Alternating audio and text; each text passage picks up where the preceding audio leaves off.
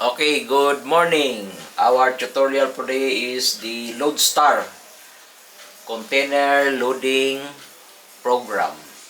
Okay, so you have your file here and you have to open if you have the EDI from the port.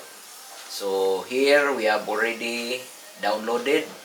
So that's the overview of your container. Okay, the overview.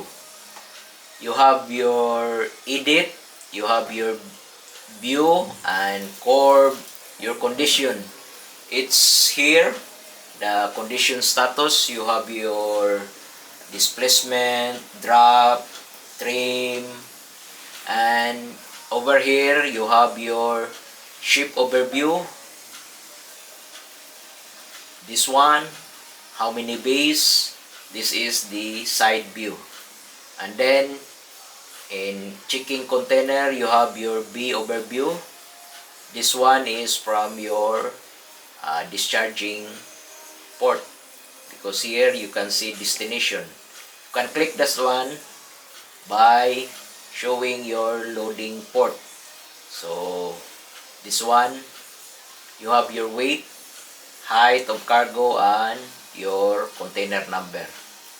Over here you have your stock weight, you have your full weight of your cargo. You can check if that 120 footer or 40 foot. Okay, so this is your loading port. In the survey you have your parameters, settings. You have your density, load line, brake bulk. This is your tanks, you can see, or your constant. Here you can see your tank. Okay, this is full already, bottom tank and the side wing tank.